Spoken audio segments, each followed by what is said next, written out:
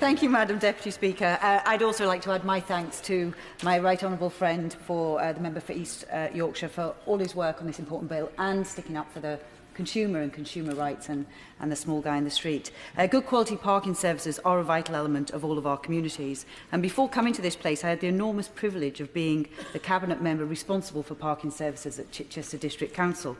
And there I saw it as a duty to work closely with businesses and the community at large to ensure that we provided good quality services that were safe, and I'm especially proud that during the time we upgraded all the car parks to include contactless payment and payment via mobile phones, and indeed won many awards for our safe car parks in Chichester. And having proper, well-run parking services supports the wider economy as it facilitates people to visit our city centres or quaint villages. And this is especially true for rural areas where you have to get a car to get to Chichester in most cases. And most car park operators are honourable and seek to offer safe, convenient parking facilities and make life easier for people who are trying to visit the city. But it's clear that this ambition to provide a genuine service is not uniform, and therefore there is a clear need for this bill. And one of my constituents recently came to me having been sent a fine for not purchasing a ticket in a private car park. Her car was registered as she entered the car park by CCTV cameras, and the computer system deemed her not to have paid. On appeal, she insisted that she had in fact paid and bought a ticket, but she was getting nowhere.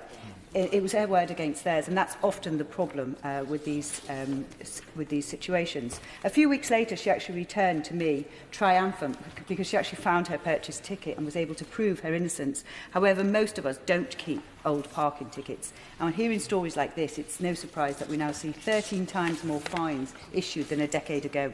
So I fully welcome this bill, as it will allow my right honourable friend, the Secretary of State, to implement best parking practice across the country, and to have an appeals process, as well as improving the management and operational practice of our car parks. It's also important to look to the future of parking, as well as issuing guidance for common standards and operation. Can I urge the Secretary of State to consider the impact technology is likely to have on this topic, or the Minister in his place? Personalised parking using number plate recognition technology and differentiated pricing based on peak and off-peak periods are likely to become much more commonplace in the future, but we should not use them. Well, we should make sure they're used to encourage good parking practices and disincentivise bad ones. So I think it's safe to say that we're all supporting this bill. I look forward to seeing it in practice and putting an end to sharp business practice that we have seen grow in our car parks. Thank you.